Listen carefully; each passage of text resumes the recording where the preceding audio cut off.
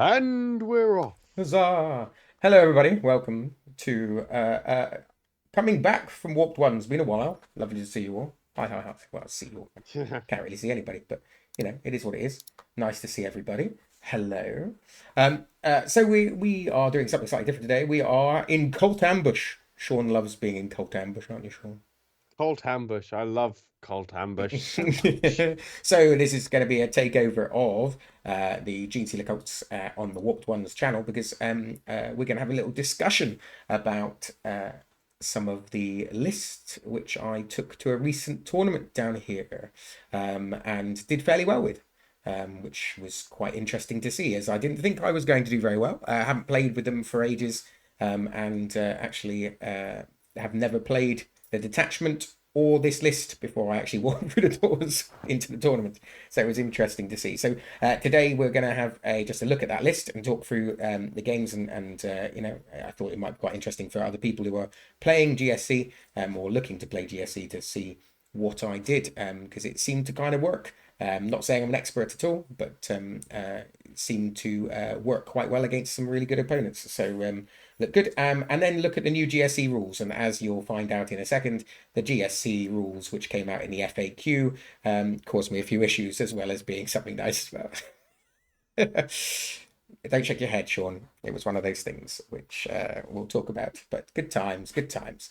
So let's dive in. So we'll start off with the list I took. Now, as you can see from the screen that I took the Xeno Creed congregation. Something which I always liked was melee Genestealer Cults, so I thought that I'd give that one a go because it's sort of my Genestealers of old rather than the new more fangled shooting or throwing bombs, which I wasn't a big fan of. And so we thought we'd give it a go with that. So let's have a look at the list. So Sean, Remind me what Xenocreed oh, does, so a Xeno, and everyone yeah, else. it's a Xeno Creed congregation. Let's go back to Xeno Creed congregation. So they it's not the most fancy of rules. So basically, while they're being led by a character, my battle line units and hybrid metamorphs. So that'd be the hybrid, the acolyte hybrids, the acolyte hybrids, the neophyte hybrids, and the hybrid metamorphs. There's a lot of hybridy type stuff going on. But those three units basically, but two battle line and plus your metamorphs, if they're being led by a character, you get to re-roll advance rolls and charge rolls, Ooh, which is nice. handy, gets you in. Nothing too spectacular, but it does give you a little bit more consistency on what you want to do as Genestealer Cult with this detachment, which is getting to melee. So so it worked out really well to use that. And also the thing which attracted me to this as well is you've got a lovely 1 CP strat, which if you use it, it gives you +1 attack and +1 to hit. Which is really, really good in melee. It does turn your weapons into hazardous.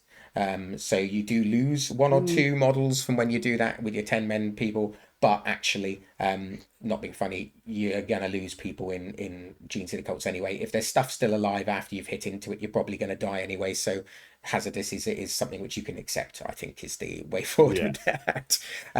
But yeah, so I think that's really good. There's some good enhancements in there. I think the main enhancement, which is interesting, is that we've got the Cult Ambush rules, where you can when you lose a unit of infantry, then basically you roll a dice on a 4 up in the first two battle rounds. You can get that unit back. If and then in turns 3, 4, and 5, on a 5 up, you get them back. And basically, the enhancement is 25 points, so a fair whack of price, but it lets you re-roll one of those rolls every turn. So in my turn and in my opponent's turn, I get to re-roll one of those dice to try and make it a bit more consistent. I've got to be honest and say, in the first two games, I forgot I had the re-roll, so I didn't re-roll once. And strangely enough, even then with the re-rolls in the final game, I still, in every game, only brought back 2 units through Cult Ambush. So it's probably bad rolling. Probably wanted more to come back, but yeah, so that's good. But you've got CP strats as well for just 1 CP for advance and charging, turning your weapons into assault for shooting after you've advanced, if you want to do that as well. So lots of movement to get onto objectives. And basically, what I like about that is that we've got lots of OC in the army list, which I'll show you, which I've already flashed up on the screen. So spoilers have been made. But Spoiler alert. spoilers. But yeah, but they get onto an objective nicely, and they take an objective off and flip an objective, and that's what I want to do with this army. I'm not there to sit on an objective and hold it and be durable, but I am there to go right. I can keep on trading units, keep on trading, hopefully bringing some back and limit your scoring for me to do shenanigans. So Yeah. that's kind of where I was going with that, and the main stratagems I used. Interesting enough, I also used go to ground a fair amount of times as well, which is the giving a infantry unit a 6-up invulnerable save and Yeah. in cover, even though they're not.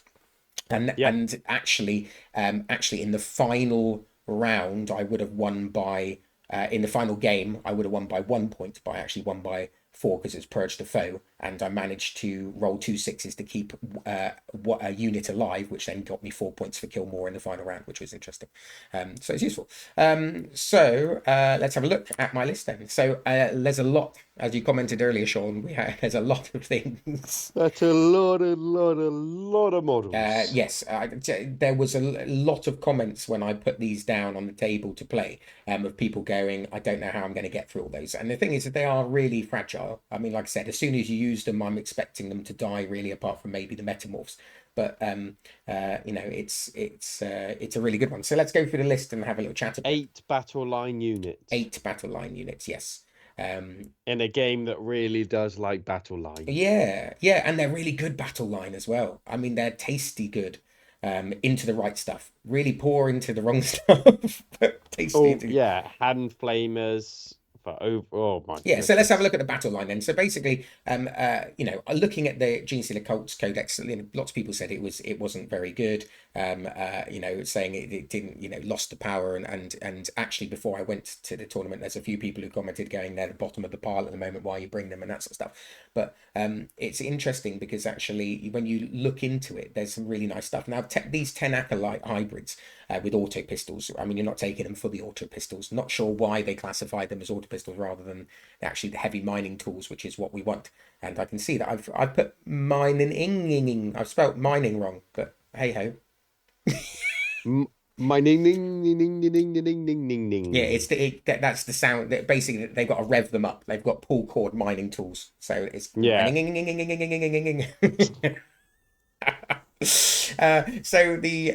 So we got the 10. Oh. I know, it's so good. Plan, generation, and making, but we still can't spell at the end of it. So 10 acolyte hybrids with the mining tools. Really solid, I think. Basically, you're doing 2 attacks each. So out of that unit, you're doing 12 attacks at strength 5, hitting on 3s, strength 5, -2, 3 damage. Now 3 damage is huge, but it's anti-vehicle 4+, which is tasty.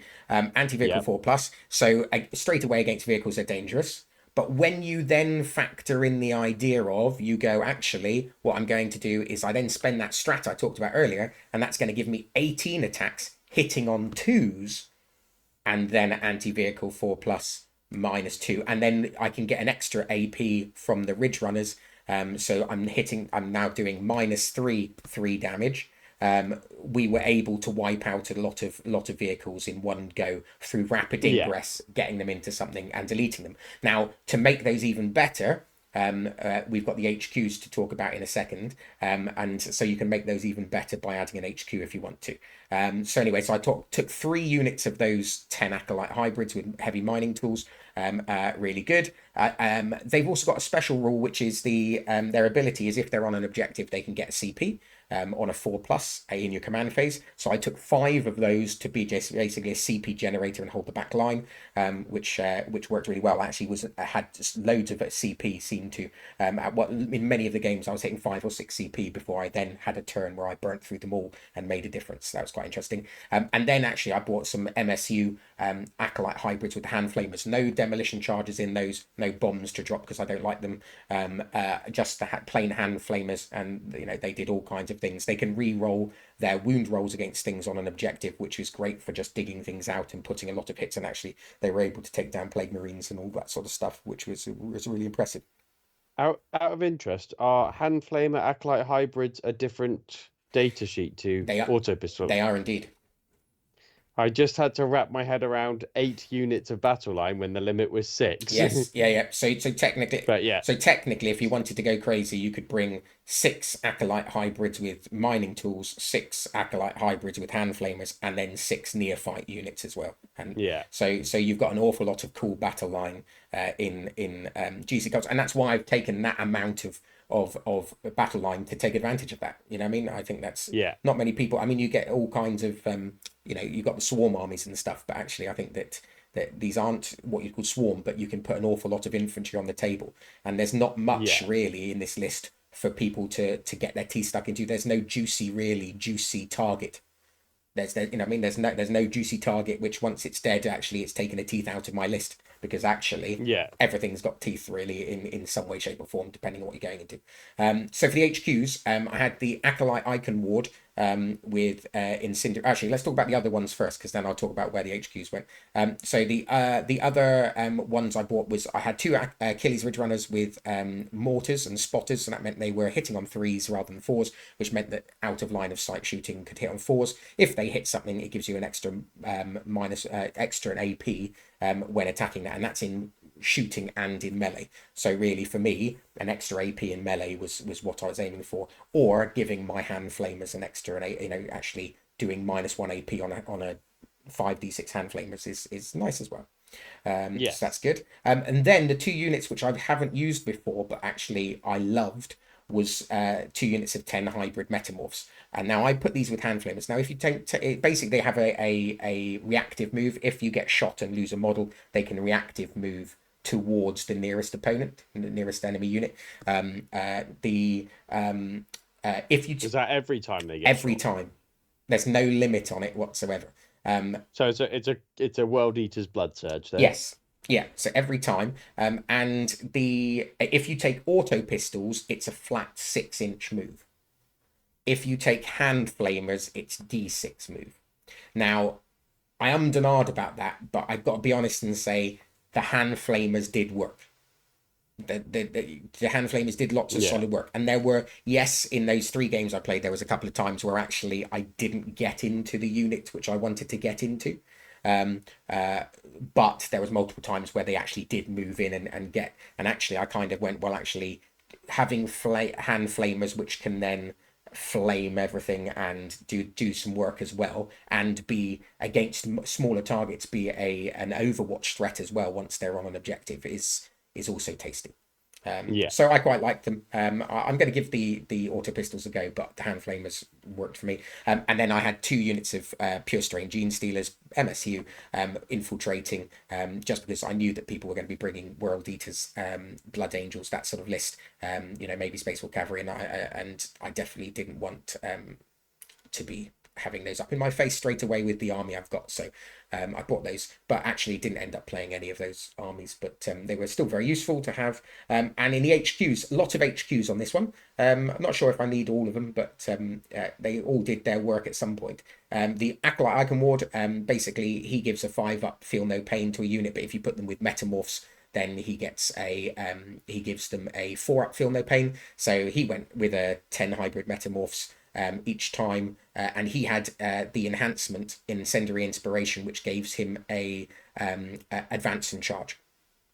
So that was, and being able to re-roll your advance and being able to re-roll your charge, advance and charge, and the transport. I didn't mention transport. We've got a Goliath truck, so oh, so basically we would start those in a truck, and then that would give you a really good dangerous sort of output from the word go, yeah, sort of thing. 2 Biophagus. The Biophagus is great. I mean, they're probably my favorite, one of my favorite units in this codex, because they give lethal hits. So put them with those Acolyte hybrids with mining tools, lethal hits. That's nice already. But then you go, okay, so what if you're not going into vehicles and you're going into Terminators or elite infantry? Well, actually, once per game they give +1 to wound against infantry. So you go, thank you very much. So it suddenly makes my yeah, anti-vehicle weapons also anti-elite infantry once per game, and so there are now a sort of a toolbox unit which can actually kill different things, apart from monsters. yeah. Really struggled with monsters. Clamavus is just a tool piece which gives a 12-inch deny deep strike bubble. It's having the back line, and that was absolutely brilliant. I'll talk about in a second how I set up my back line, but that was really, really useful, and stopped opponents scoring behind enemy lines and locusts and stuff on multiple occasions. That was great. Kellamorph is the guy who can reactive move. If you come within 12, he shoots you and then runs away again. Locust, once again, 45 points for an absolute beast of a unit, which gives basically fight first. So if you think you can give your hybrids or your metamorphs fight first, multiple occasions you could heroically intervene and fight first. People can't shoot you because you got your feel no pain, so you got stuff left on objective. They charge you, suddenly you fight first. And the metamorphs are doing really, they've got a sweep attack, 5 attacks or something, but really where it is 3 attacks at minus hitting on 3s, -1, but probably -2 if you've hit them with Ridge Runners, -2 damage. And if you think I spend my strat in my fight phase, and then I go, okay, so that's now going to be 4 attacks each, so I'm doing 40 attacks, hitting on 2s, strength 5, -2 damage. Yep. Which is tasty. That'll chew through most things. Which is tasty, really tasty, and they can stay as well. I had a Magus in there as well as my Warlord. She had the Deeds that Speak to the Masses, which is the enhancement for re-rolling, which I forgot to do. The Cult Ambush. But apart from that, that's all she did. But she is the cheapest one to take that enhancement on. So that's why I took her. And it's good to have your Warlord hidden away for some Imperial Knight players who want to kill your Warlord. Because no character out and about is going to do that sort of silly thing. Yeah. So we've then had... what else do we have? Oh yeah, 2 Sanctuses. Just for secondary scoring. So one with a dagger, one with a sniper, because I had them painted up, but really they were just 50-point units with deep strike, which could drop down low nops. So hopefully just do some cool stuff like that. So there you go. So it gave up a lot of assassination points, but actually, but bring it down was only 4 points. So you could take assassination if you wanted to, but so if you wanted to take fixed, but you're fixing on assassination, but the second fix that you're going to have to go that you're choosing is going to be a really tough choice to make. Yeah, but also as well, you look at that and you go, there's loads of characters, so assassination is going to be easy. However, the one thing to think about is that actually, if you want to take assassination, my Clamavus and my Magus are actually hidden away in my own deployment zone, so therefore, a bit better protected than being chucked out on the table. And I've got my 2 Sanctuses in deep strike, which means I can hold those back as well. Do you know what I mean? So you start going, and my Kellamorph can be hidden as well. You know what I mean? So you start going, actually, okay, so then you start limiting the number of characters which you put on there anyway. But no one took assassination against me. They all did tactical. So just out of interest, what was the plan? I thought, because sometimes people don't talk about this, and I don't know, and feel free to say in the comments if you think I'm stupid in thinking this way or whatever. But basically, I then set up my plan. So this is why I chose these things, which you might be interested about. So to hold my home objective, to generate CP, hopefully each turn, and to prevent deep strike, I had my Clamavus and my Magus combined with my 5 acolyte hybrids with heavy mining weapons. Oh, the one thing I didn't say is you can see these guys got a cult icon. Now, these guys had a cult icon. The 2 metamorph units had a cult icon, and the 10-man mining weapons had a cult icon. The cult icon actually, in your command phase, you can bring back D3 models, and if you're on an objective, you can bring back flat 3. So even when you kill them, they just come back. So exactly. But what that means is that I put, like, for example, here I put a cult icon in it, because if anyone wants to out of line of sight shooting and leaves my one guy left the cult icon, suddenly I've got 4 people back in that unit. You see what I mean? Yeah. But the cult icons did absolute work. I was really impressed with those.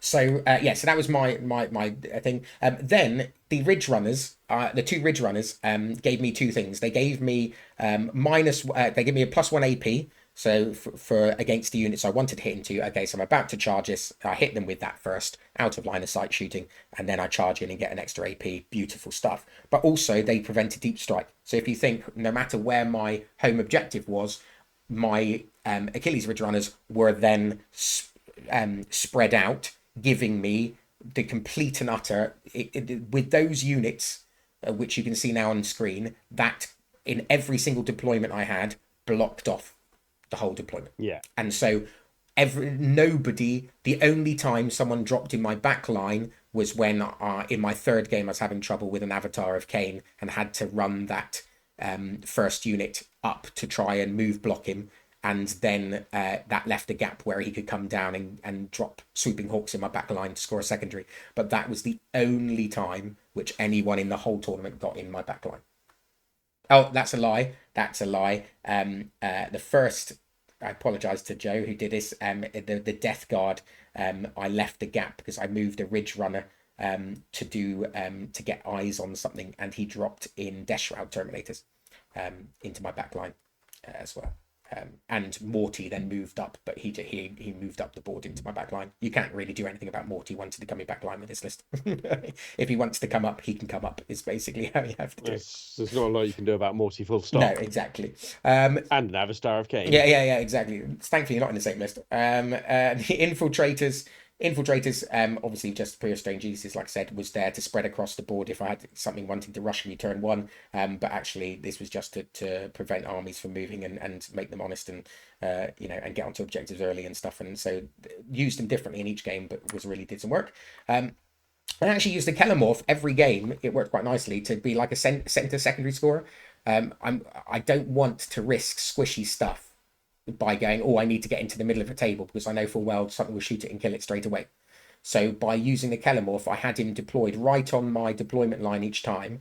With the idea that if I got something where I needed to be in the center, he would go forward and still be able to shoot and reactive move away if something was coming. And do you know what? For a 60-point piece, if he was killed, then so be it. If someone wanted to charge into him, then so be it, because then I could counter charge and pick them off with whatever I've got coming in anyway.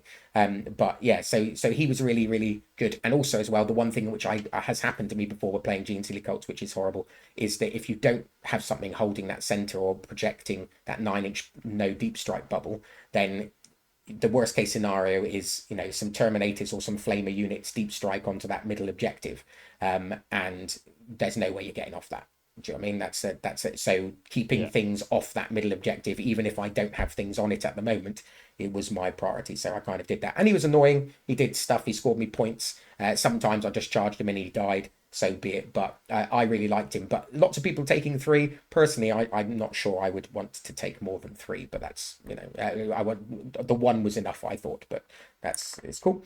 So for staging Goliath Truck, so the Goliath Truck had the Metamorphs and the Icon Ward in first, and that unit gives a 6-inch scout move. So in most of those games, the truck would scout move 6 into a ruin out of line of sight, and then basically that Metamorph unit was the first one out, charging onto the center objective or onto an objective and causing problems. And what would then happen is the second unit of Metamorphs would then move up, or Acolyte hybrids, depending on what I wanted in there, would move up, get into the truck, and then once again have another 3-inch and move out. So it was there for staging just to pump them out. And I don't think there was a game where I lost my truck.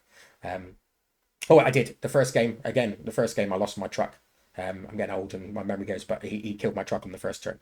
But second 2 games, but I'll talk about that. So then obviously I had the Icon Ward with 10 hybrid Metamorphs.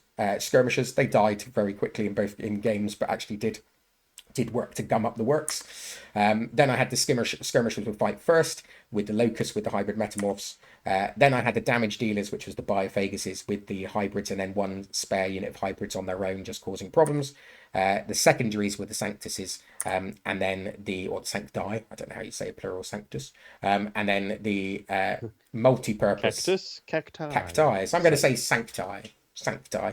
And then multi-purpose, we had the 4 groups of 5 Acolyte hybrids, so they could come down and score secondaries if I needed to. They could come down and move block if I wanted to. They could flame something off an objective, which they did well. There was all kinds of these. So I really like having 4 units of those to just chuck around. And it just meant if I had to move something up, I could actually still block out my back lines and stuff. So I was quite impressed with that. So anyway, so that was my plan of how to use them. Obviously this list doesn't have to go that way. Depending on who you're going into, it could be that you put a Biophagus with your hybrid metamorphs if you wanted to give them the +1 against infantry, to wound against infantry. You could, and the Locust could go with the Acolyte hybrids if you wanted to do that, for example. So there's lots of movement you can do to change them around, but that's kind of my list of how it worked and seemed to go against my guys. So any questions, Sean? Any questions so far? No, all very, yeah. It's having 4 groups of hand flamers. I mean, they're only strength 3, Yeah. no AP 1 damage, but Yeah. that's going to put the fear of anything into any squishy armies, Eldar, or anything that want to move forward. Yeah. So and Just from an Overwatch. absolutely, and threat. and if you think but once all those flamers, and okay, so they're wounding most things on 5s, but it's 5s re-rolling, and when you've then hit them first with a Ridge Runner, it's -1. So suddenly, and this is what the thing is that actually I'm pretty sure it was 2, maybe 3. I think it was 3 units of those I brought down and flamed. Play a 10-man Plague Marine unit with a Foul Blightspawn and killed it. Yeah. So you go, that's tasty. That's tasty. Yeah. So on that, moving on to games. Now, just want to say, if anybody is watching who played me, you guys were amazing. I thoroughly enjoyed every single game. This is a Bugle Bash down in Cornwall. Really good guys to play, all of them. Great place to go. And I just thoroughly enjoyed playing them. 3 awesome games, and with 1 oopsie moment, which we'll talk about in a second, which just makes me laugh. Game 1 I had was against Death Guard, which was, the result was I won, but I lost. I won 85-81, but then I had to lose. And we'll talk about why in a second. But his list was really good. I've got some Death Guard, which I've dabbled with. But he had Morty, Typhus, 2 Plague Burst Crawlers, 2 Predator Destructors, 6 Death Shroud with Lord of Virulence, 3 with a Lord of Contagion, Rhino with 10 Plague Marines and a Foul Blightspawn inside, some Cultists as well. Oh yeah, 2 blobs of Cultists. 2 blobs of Cultists. So a really good list. Basically, to explain the victory but lost, what happened was we put in the lists on Sunday. The FAQ with the change of rules, which we'll talk about at the end of this, came out on the Thursday. Let's just say I'm not a seasoned tournament player, didn't realise that new rules which come out after you submit a list aren't to be used. I now know, but everyone was great about it. Not a problem. Spoke about it, and I went, look, if it was my mistake because I used it in the first game, I explained that these are the new rules and I'm going to use them, and etc. But it was only after the game finished that they informed me that actually we don't do that. So I said, as it was my mistake, I was happy to give that up. Like I said, I'm there to have fun, not to really win. So so it was good. But so playing against this one, I think he's the second best Death Guard player in the country at the moment. Really good player. So basically the new rules are that instead of just blipping when you cult ambush or rapid ingressing, you can actually choose to rapid ingress with the blips, or you can deep strike. So I think I brought back 2 units the whole game in turn 4, and then I deep striked those in there. But basically, the way it was nice to know that I can win against that list with the new rules. But I think the way I won it, which was interesting, which people might be interested in, was that as soon as I looked at his list, I thought about the secret mission, because he had 1 battle line unit in his army. And so I knew that if he was going, and he got first turn, so I knew that he was going to come out and be, you know, sit on those objectives, and I was going to find it hard to remove him with all those flamers and anti-infantry stuff, which Death Guard have got. So what I decided to do really from the word go was to try and get his Plague Marines out of that Rhino ASAP, to focus on killing those, and then aim to drop as many of my battle line into his deployment zone, because we were playing, is it Dawn of War, which is the long edge, Yeah. the long edge one. So basically he had a long edge, so I had loads of space, and he hasn't got the best for moving army. So basically I thought, right, well, I can drop them in the back, just keep them alive by feeding him stuff from turn 3 onwards, and do that. So by the end of the game, because I dropped 2 battle line units into his back corner in turn 3, and like I said, by the end of the game, one of those units was still alive, which gave me the secret mission where I had a battle line unit in his deployment zone, and he didn't have those. But like I said, is that during that game, in turn 4, I brought 2 units back, and then deep strike those on turn 5, using the new rules, when actually I should have used the blip and used the old rules just for that. So like I said, as soon as I knew that, I was like, well, do you know what? I'm not that worried. I had a great game, thoroughly enjoyed it. I now know that I can actually, the Genestealer Cults can compete with a list like this. You have to be very clever about it. And like I said, the secret mission was what did it, because I was behind on victory points the whole time. But once I had killed, I think I killed his Marines in the second turn, because I destroyed his Rhino in the first turn by wrapping them with Metamorphs. He had to desperate escape out of it. Lost 2 on that, and then I dropped the Flamers in turn 2 and finished them off. And basically, by doing that, it meant that I knew that I had that secret mission in the bag if I could just see it out. So the rest of the time was just sacrificing my units one after another, rapid ingressing and taking out. So I managed to killed both Plague Burst Crawlers, one with my hybrid Metamorph unit with the Locust, one with a rapid ingressing heavy mining tool, men with Biophagus. I killed one of his destructors with doing the same thing, rapid ingressing, and doing that because he didn't have that board control, because he had quite an elite army. So it all worked really quite nicely. Really, it worked according to plan, apart from I used the wrong rules. So Joe, congratulations. It was great fun, great player, it was like I said, but it all went so well until it didn't. The plan, generations in the making, shouldn't have been from the Thursday in the making. They should have been from the Sunday in the making. Yeah. So it was good fun, and like I said, I was just happy to walk away going, do you know what, I was able to compete with especially the new rules. Definitely I can see how the new rules will make it even better, that army even better. But like I said, if I'm honest, in that game, the bringing back 2 units, I don't think it really impacted that game too much. But when you make a mistake, you have to hold your hands up and say oops, and that's part of the fun of it. I'll know for next time. So that was game 1, so a loss for game 1, but a nice feeling. Game 2 was against Custodes, and that's Jamie, and we know on this channel, because Jamie's appeared on this channel, he's a good friend of ours, an amazing player, so good. And do you know what? I beat him by 1 point, 81 to 80, and really shouldn't have. He hasn't played. How long has he played? Did he say he hasn't played? Oh, he said he hasn't played any Pariah Nexus at all. He's only been playing Old World for the last kind of however long. Yeah, so he was like, I haven't played for ages, I haven't done this, and I was like, right, okay. And like I said, I beat him by 1 point, so him with a little bit less rusty would have wiped the floor with me, I've got no doubt. So Jamie, always a pleasure to play you. He brought an interesting list. Lots of this Custodes I've never played against before. Definitely haven't played against the Venatari, is it called Venatari, yeah, or the Contemptor Achilles Dreadnought. It was really, really tight on that. He got first turn, and basically moved out everything onto those objectives. I think he got first turn. Maybe I got first turn. I can't remember.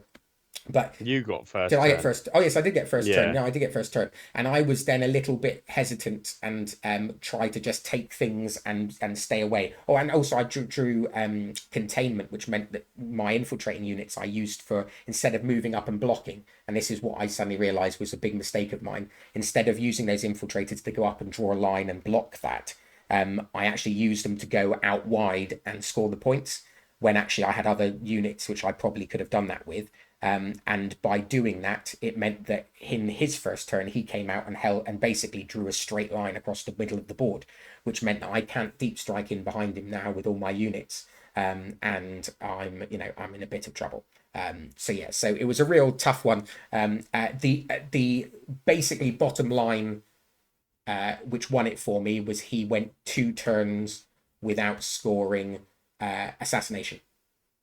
I managed to keep my metamorphs with my character alive. And because basically he didn't kill it on the first turn, then he was like, right, there's characters on the table, I know I can kill them off this next turn. Didn't manage to kill them off next turn because they had fight first.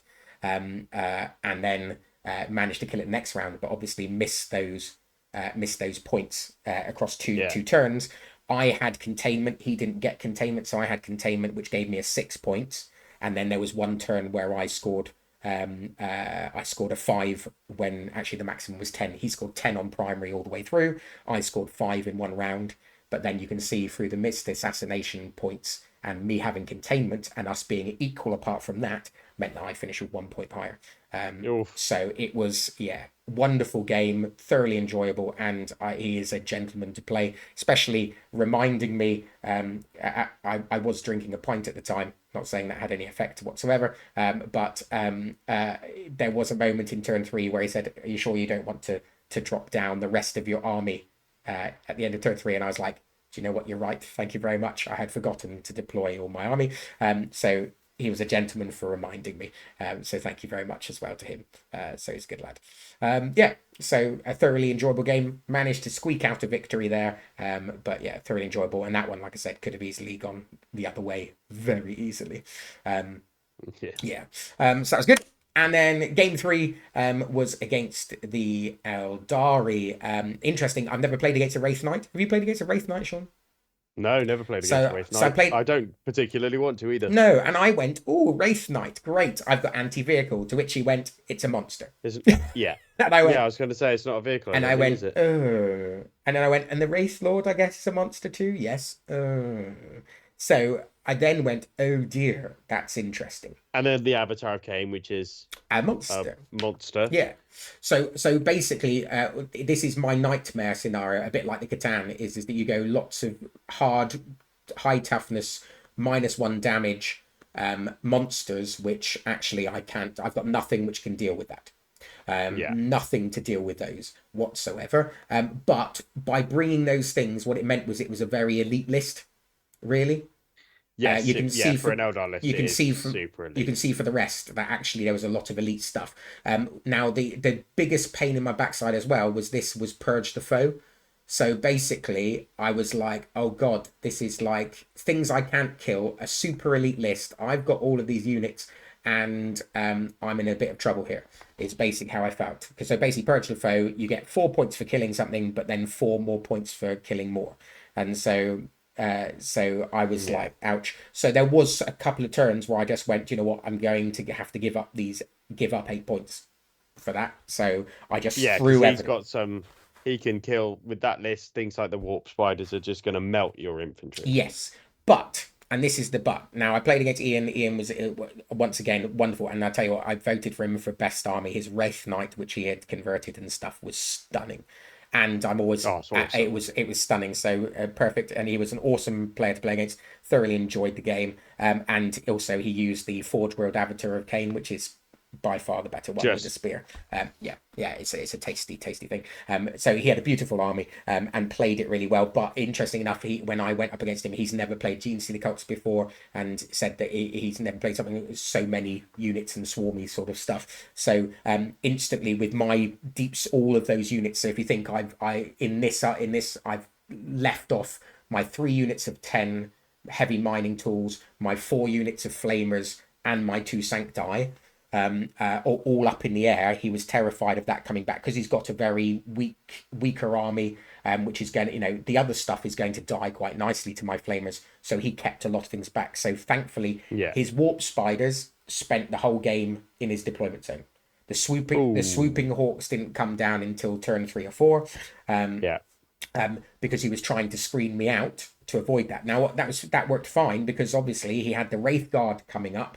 Not the Wraith Guard. The Wraith Knight went straight into the middle turn one, and the Avatar of Cain came up onto the side, and the Wraith Lord was coming in behind. So I started off quite tentatively trying to out of line of sight snipe some of his Wind Riders, but he had his thingy, the Fate dice, and could turn a save, and therefore I couldn't kill. Turn it to 6, and he's got Guardians, which I think means you can get another so one. So I couldn't do anything about it. However, the turning point was that I had my Metamorphs. My Metamorphs got a 6-inch advance. This is with my Locust. They got a 6-inch advance, which then moved them, and then they charged and they got into the Wraith Knight. Now, the Wraith Knight has got blast weapons, so can't shoot into them, but I gave no other targets. So they are now holding on to him, and I think it's 1 or 2 CP to fall back and shoot for that thing. I don't know how much it is, but maybe 1. It's only 1, I think. Yeah. But for him to do that, he would have to fall back and shoot. So he did that a couple of turns, but a couple of turns he just kept them in. But actually, interesting enough, what he was doing was killing, say, 3 or 4 of my hybrid Metamorphs with that unit. And then because we're on objective, I was bringing back 3 each time. I was going to say, I think he had the double cannon, didn't he? Had the double cannons. He had double cannons, and that's the thing. He was like, those double cannons have done some great work against other vehicles and stuff. And I'm like, well, I've got vehicles, but you're never going to see them. So they all hid behind walls, all hid and couldn't be seen. And so basically, my Metamorphs were in there. I kept on drip feeding that in, and then what was the turning point? Then was that I then fell back from the Wraith Knight. He then shot me with his Wraith cannons from his Wraith Guard, which then Brood Surge moved me towards him. And there, as an Overwatch, I think I might be getting it wrong. But anyway, so I fell back, then used the CP to charge into the Wraith Guard, so they got that extra movement, which then took that objective away again. So I had 1 turn where I actually, even though he was scoring kill more at the start, I managed to hold more for those 8 points, which was really, really thankful for. And then so once I then finally got into his back line and he started to move things and I was able to kill off a few things, giving me room, then my flamers dropped in and flamed his Guardians who were on his home objective, which meant that he suddenly didn't hold his home objective for the holding stuff. And I was able then to move forward, but that Avatar of Cain just kept wiping the floor with me. Every unit it went into died. But I knew that if that went into the center, it was pretty much game over. Yeah. So I kept on dropping things on the side with Cain for him to keep charging and killing, because that was the only piece out there really doing any work. So to try and stop those units getting on his objective. So I kept on basically baiting him out onto a side, because if he had got into the middle, those Metamorph units would not have survived. No. So once again, a really good one. It was 81-80, and I managed to score kill more in the final round to get me to 85, because I killed his Autarch Wayleaper, who had the Phoenix Gem, which he came back to life on a 2. Then I charged him and killed him again, which gave me kill more. And then this is what I was talking about. Then he in his round he shot me with his 5 Wraith Guards shots. Yeah. I put on the go to ground and I rolled 2 6s. And saved that unit, which meant that I scored more on that one, which took me above. But yeah, so as you can see, 3 incredibly tight games, very close. I had to work very hard for it, and 3 very, very good opponents who were great fun to play against, and I take my hat off to them because they played their armies incredibly well and made it very difficult for me. But thoroughly enjoyed it. So it's great. The things, Sean, which I've learned from this though, is first of all to know the rules when you go to a tournament. That would help. Yeah. Or don't play the wrong ones. Don't try and cheat is basically what I learned. To play the wrong rules. But yeah, so at least like I said, it's something which it was nobody's fault. I don't think it was anybody's fault. It was just the fact that Yeah. I just assumed I saw the new rules and played them without thinking, and that's just how it works. And like I said, never having. I think this was only my second singles tournament. We played 2 double tournaments as well, but this is only my second singles tournament. So, Yeah. so yeah. So at least I know for next time. Also as well, I'm now interested in thinking about that list and thinking about how do I get into the 90s. So as you can see, I'm scoring 80s consistently, but how do I get those 90s now with this list? Yeah. Is this a list which can score the 90s? And what am I doing which can, am I pushing those? Because I'm not, with this list, I should be trying to max out my secondaries, but I'm not still maximizing my secondaries. So I'm thinking, well, actually, I probably need to do that. Yeah, so another way of doing that, and just if there's any changes or anything like that that you can make to Yeah. do that. Yeah. So if you have any thoughts on that and you want to help me out, you lovely YouTube people, feel free to. Don't, Yes, because I've got to play that's against this very true. But yes, if you want me to help me beat Sean, then yeah, let me know what you think about my list and what I'm doing from hearing me talk. And then basically thinking about secret missions. It's that secret missions in that first turn. I mean, I think now with the new rules as well, where we can deep strike after Cult Ambush instead of just coming back on blips, I really think that secret missions like that one which I scored is a really good one. So we'll see if that works. Yes. We'll see if that works out. So with that, just to go over the new rules, because the new rules which I used in my first game, and then just to let everybody know, I did use the old rules in the second and third game, so I won with the old rules on those ones. What difference will the FAQ make? Well, I think it's going to make a huge difference from me playing just in that first game. Now, like I said, I only brought back 2 units in that game, so therefore it wasn't exactly a huge difference. But from what they did, what just the feeling of knowing, hang on a minute, I've now got 2 more units to drop down, is amazing. Now, what I'm talking about is Cult Ambush. They cleared up the hybrid metamorph with auto pistols one as well. So basically, if you put a character with them, they still move 6 inches. Or if they've got a cult icon, they still move flat 6 inches. So they clean that up. But the main thing is Cult Ambush, because basically it's still the same, which is that if you lose something on the first 2 turns, then you roll. If you roll a 4 up, they come back. And if you roll on the 3, 4, and 5, if you roll a 5 up, they come back. But what they don't do is they've taken out the line. They're no longer going to strategic reserves. So to me, that means that you can no longer rapid ingress them. So there's no more rapid ingressing them if you want to avoid coming out on a blip. So it says no option for that now, which I'm fine with, because you can now choose to you can either deep strike them normally in your reinforcement step, or you can use the markers, the blips, for rapid ingress. Yeah. So I like that, and I like that a lot, because it's now I can use them in my to deep strike and put them in a place which I want to. But I love the fact that now the blips are now my little bits of temptation for my opponent, because now what I'm going to do is I'm going to put them in a place which is going to be really annoying if I come out from it. But to get within 9 inches to turn that blip off, you're going to have to come into a place you don't want to go.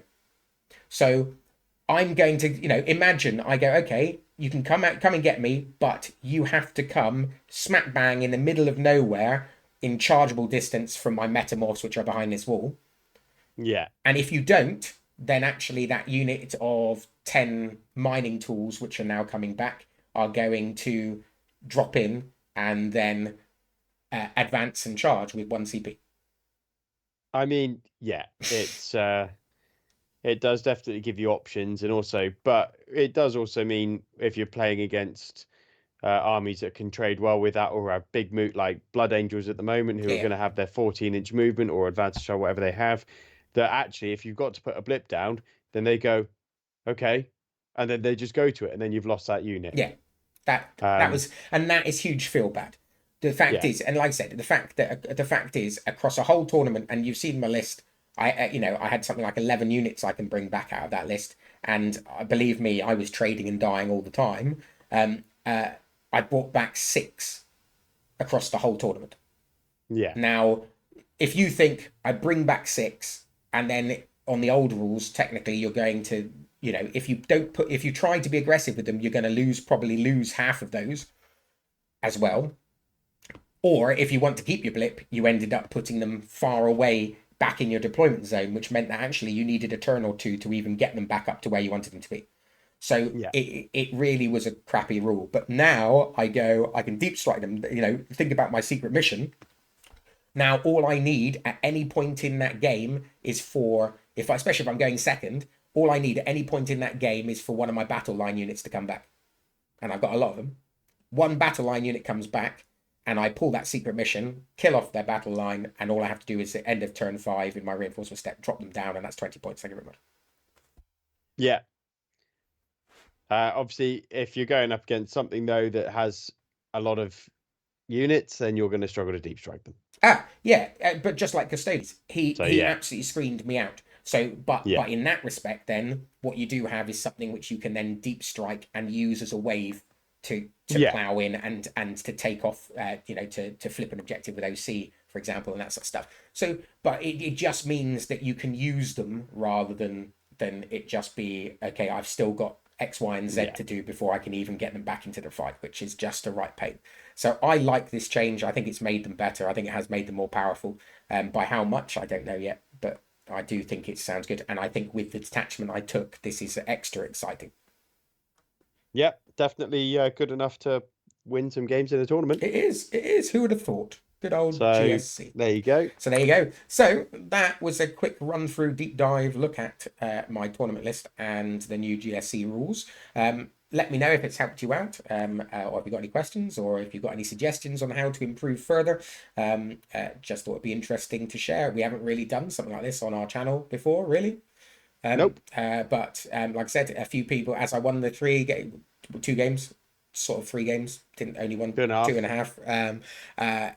A few people were then asking questions about how to start a GSE army, etc. So I thought, you know what, I'll just put this on and see if it's useful to someone. If it helps one person join the Four-Armed Emperor, because let's be honest, Genestealer Cults is the best army in the game, then it will make me feel all warm and cozy inside.